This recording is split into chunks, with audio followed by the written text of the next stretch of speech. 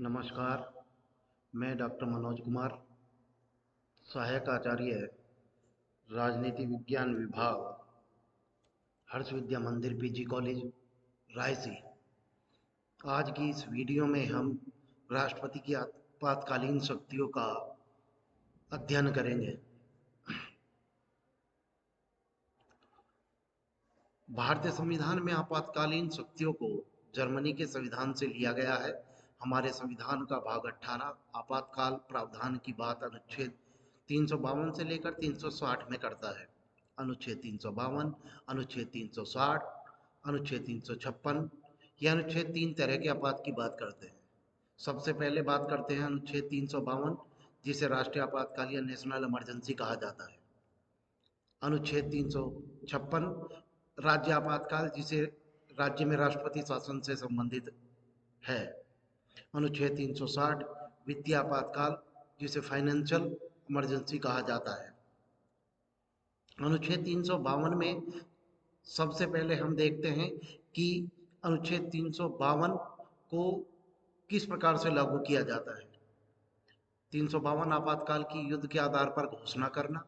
जब दो देश औपचारिक रूप से युद्ध की घोषणा कर दें और एक दूसरे पर सशस्त्र सेना का इस्तेमाल करें तो राष्ट्रपति राष्ट्रीय आपातकाल की घोषणा कर सकते हैं। जब दो देशों के बीच औपचारिक युद्ध की घोषणा ना हुई हो और एक देश ही दूसरे देश पर आक्रमण कर रहा हो, जैसे 1962 में चीन ने भारत के साथ किया था, इस आधार पर भी राष्ट्रीय आपातकाल अर्थात अनुच्छेद 352 का प्रयोग किया जा सकता है। तीसरे प्रकार के प्रयोग में आपातकाल की सशस्त्र विद्रोह के आधार पर घोषणा की जाती है।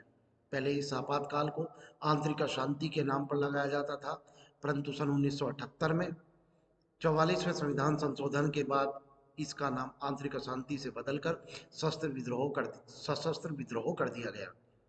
जब राष्ट्रपति को लगे कि भारत के किसी भाग में सशस्त्र विद्रोह का खतरा है तो इस आपातकाल की घोषणा राष्ट्रपति कर सकते हैं। आपातकाल के साथ जुड़े कुछ महत्वपूर्ण बिंदु हैं, उन पर भी चर्चा करना आवश्यक है। जब राष्ट्रपति किसी आपातकाल की घोषणा करते हैं तो वह आपातकाल 1 महीने तक ही वैध रहता है। अगर आपातकाल को बढ़ाना है तो संसद से स्वीकृति जरूरी होती है, जिसके बाद आपातकाल 6 महीने तक वैध होता है। अगर इसे और बढ़ाना है तो फिर संसद से स्वीकृति लेना जरूरी है। सन 1975 के 38वें संविधान संशोधन ने राष्ट्रीय आपातकाल को न्यायिक समीक्षा की परिधि से बाहर रखा, यानी राष्ट्रपति जिस आधार पर भी आपातकाल की घोषणा करे उस पर किसी भी प्रकार का कोई प्रश्न नहीं किया जा सकता, अर्थात उसे वैधानिक कार्रवाई से दूर रखा गया। सन 1978 में 44वें संविधान संशोधन के द्वारा 38वें संविधान संशोधन को हटा दिया गया। इसकी अवधि निश्चित नहीं है, इसे प्रत्येक 6 महीने बाद संसद से अनुमति लेकर अनिश्चित काल के लिए लगाया जा सकता है। यह मौलिक अधिकारों को प्रभावित करता है। अनुच्छेद 352 के अनुसार जब राष्ट्रीय आपातकाल की घोषणा की जाती है तब अनुच्छेद 19 द्वारा प्रदत्त 6 मूल अधिकार स्वतः ही निलंबित हो जाते हैं। जब आपातकाल समाप्त हो जाता है तो अनुच्छेद 19 स्वतः पुनर्जीवित हो जाता है। अनुच्छेद 359 के अनुसार मूल अधिकार नहीं अपितु उनका लागू होना निलंबित होता है, अर्थात देखा जाए तो मूल अधिकारों को निलंबित नहीं किया जाता बल्कि उसको लागू करने की प्रक्रिया को निलंबित कर दिया जाता है। यह निलंबन उन्हीं मूल अधिकारों से संबंधित होता है जो राष्ट्रपति के आदेश में वर्णित होते हैं। अनुच्छेद 359 के अंतर्गत निलंबन आपातकाल की अवधि अथवा आदेश में वर्णित अल्पावधि हेतु लागू हो सकता है और निलंबन का आदेश पूरे देश अथवा किसी भाग पर लागू किया जा सकता है। अब तक 3 बार राष्ट्रीय आपातकाल की घोषणा की जा चुकी है। अक्टूबर 1962 से जनवरी 1968 तक चीन द्वारा अरुणाचल प्रदेश पर किया गया हमला तथा 1965 में भारत पाकिस्तान युद्ध के समय ये एक ही तरह का राष्ट्रीय आपातकाल पहले प्रकार का राष्ट्रीय आपातकाल देश में लागू रहा। फिर दिसंबर 1971 से मार्च 1977 तक पाकिस्तान द्वारा भारत के विरुद्ध अघोषित युद्ध छेड़ने के कारण राष्ट्रीय आपातकाल की घोषणा की गई। लेकिन इसी के बीच में जून 1975 से मार्च 1977 तक आंतरिक अशांति शब्द का सहारा लेकर तत्कालीन प्रधानमंत्री श्रीमती इंदिरा गांधी द्वारा राष्ट्रपति को एक प्रस्ताव देश में आंतरिक अशांति के आधार पर राष्ट्रीय आपातकाल लगाने के लिए दिया गया, जिसको राष्ट्रपति ने अनुमान्य कर दिया।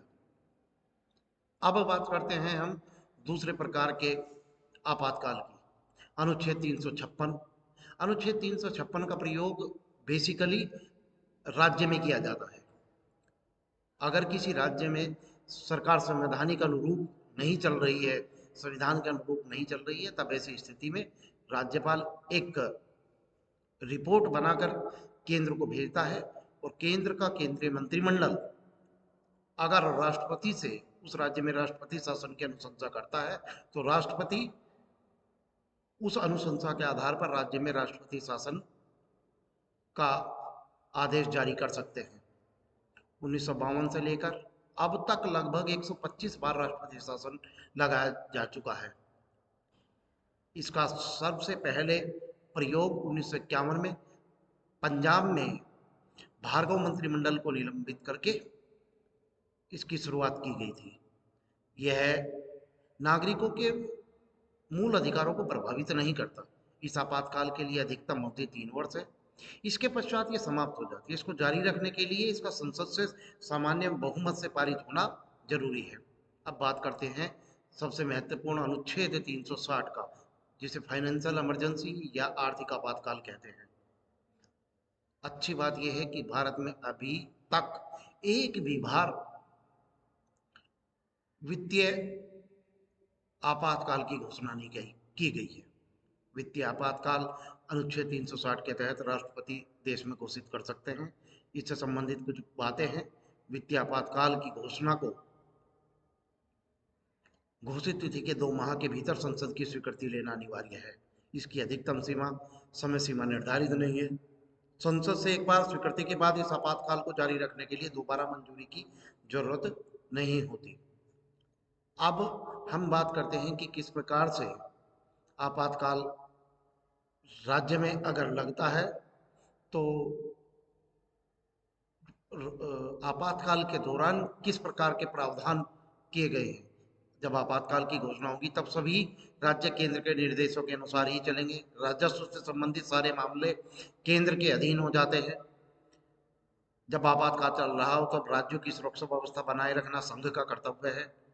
अनुच्छेद 356 के दौरान जारी घोषणा के दौरान विधायी शक्तियों का प्रयोग जो है वो केंद्रीय विधानमंडल यानी कि भारतीय संसद करती है। तो इस प्रकार से हम देखते हैं कि अलग अलग प्रकार से देश में राष्ट्रीय आपातकाल की घोषणा वित्तीय आपात को अगर छोड़ दिया जाए तो कई बार की गई है। ये राष्ट्रपति की आपातकालीन शक्तियां हैं। सिद्धांततः इन शक्तियों का प्रयोग राष्ट्रपति करते हैं, लेकिन व्यवहारिक रूप अगर इसका देखें तो राष्ट्रपति स्वयं इन शक्तियों का प्रयोग नहीं कर सकते जब तक कि केंद्रीय मंत्रिमंडल लिखित में सिफारिश ना करे। केंद्र सरकार के द्वारा की गई लिखित सिफारिश के आधार पर ही राष्ट्रपति आपातकाल के प्रावधानों को लागू कर सकते हैं।